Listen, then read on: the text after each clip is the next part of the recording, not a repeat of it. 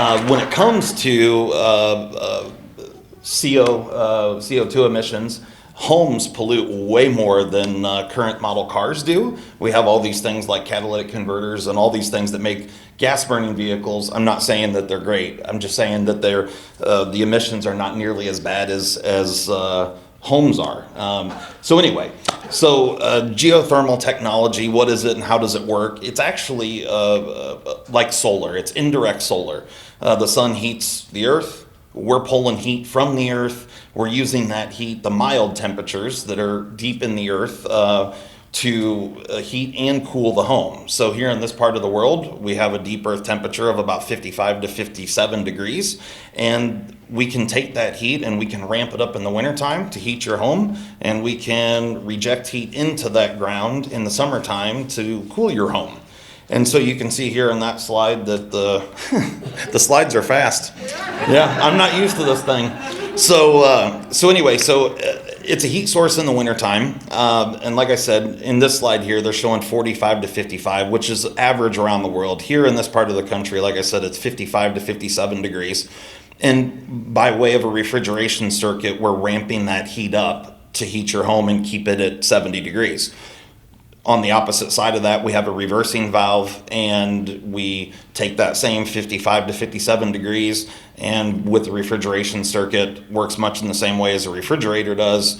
We're using it to make cooler temperatures and air condition your home. So generally speaking, we do this with a closed loop system of piping that is buried in the ground. There's many ways to do this. This is always something that's available to you no matter where you live. There's always a way to make this happen, but we're circulating water and antifreeze mixture through these pipes out in the ground. So we're making the property that you purchased work for you. Instead of just mowing that ground, you're actually getting some good out of it. And so what you see here is a typical geothermal heat pump. This unit does heating and cooling, and it also, as a byproduct, does domestic hot water. So closed loop systems, like I said, there's many different forms. So you've got horizontal loops, vertical loops, pond loops, if that's on your property. But there can also be open loop systems where you're using groundwater that you're circulating through the unit. And so it's like having your own energy well on your own property that you've purchased, and you're making that property work for you. So instead of heating your home purely with whether it's all electric or some type of fossil fuel, whether it's propane or natural gas, in this condition here with geothermal, we're using the heat from the ground and 1 or 2 parts of electricity.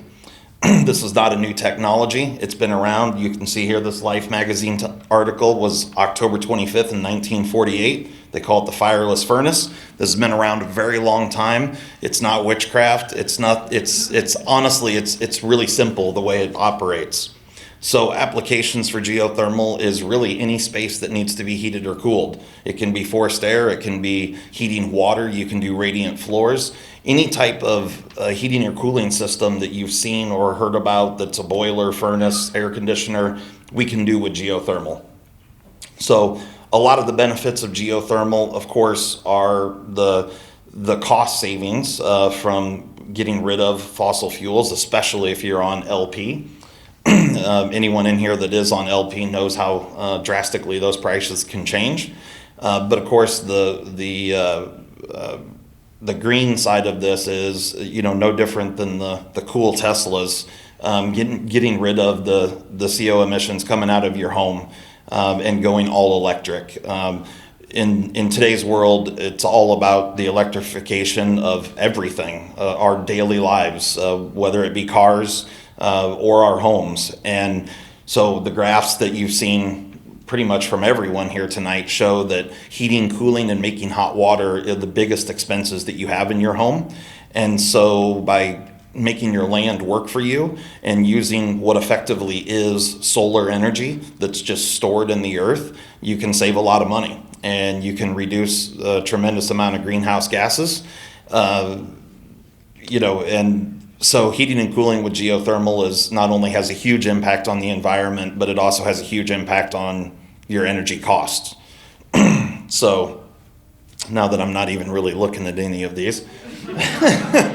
So residential energy use, these graphs are very similar to what you're going to see from the power company. Heating, cooling, and making hot water are the largest percentage of what you pay for, in your monthly power bill. And by going to a geothermal system, you end up with getting a lot of that heat straight from the ground. And so it just lowers your energy cost. You can also do things like adding insulation and, improving, and any of those improvements are worthwhile and worth doing. Geothermal is something that, generally speaking, is a large investment. However, it also comes with, there's a lot of benefits. That's free renewable energy. It's quiet operation. There's no outdoor equipment. It's all electric. You don't have any gas in the home at all. Increased comfort levels, more reliable equipment. There's less maintenance, and you do not have air conditioners sitting out back where you want to spend time and hang out when the weather's good. So geothermal heat pumps can run off renewable energy sources, just like the cool Teslas. Because the system's all electric, as we get more and more involved with renewable energy sources, and we use that to power our homes. Yay. There may have been one more. All right. That was like a speed round.